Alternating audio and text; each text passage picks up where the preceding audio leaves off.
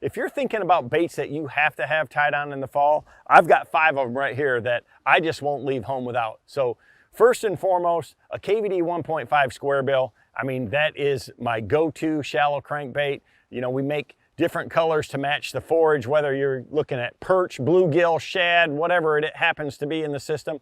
It's just a great bait, whether you're fishing shallow cover in the back of a creek or you're cranking grass out on a main lake flat. It's a go-to bait for me for that 4 to 6, 7 foot zone anywhere I go in the country. It's just a great fish catcher.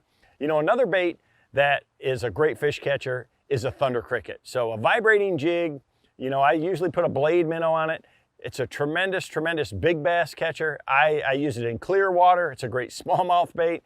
And again, it's just another tool that is very different than a square bill, gives off a lot of vibration, and the bass are really, really drawn to it. Again, the fall, it's all about bait. Whether they're feeding on bluegill, shad, perch, shiners, alewives, blueback herring, you know, I really want to match that type of forage, and these are all baits that I can do that with. You know, another bait is a jerkbait. I'll use a jerkbait around schooling fish, but I also fish it around any edge. You know, it's just a high percentage bait that I can get a ton of reaction strikes out of. If I've got clear water, you can bet that I'm going to be throwing a jerkbait in the fall.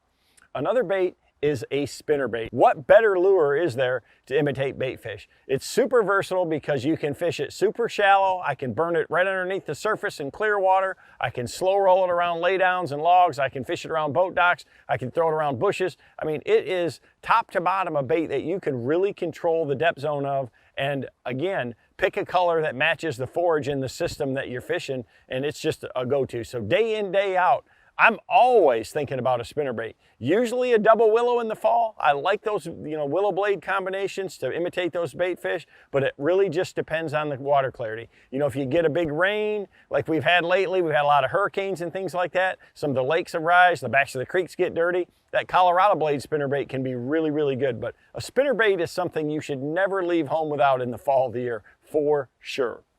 Last but not least, a swimmer. You got to have several sizes usually of rage swimmers. You know, I mean, a swim bait is just a great bait fish imitator. Again, depending on what size head you put it on, I can fish it top to bottom, and it's going to catch fish. It's going to imitate the bait.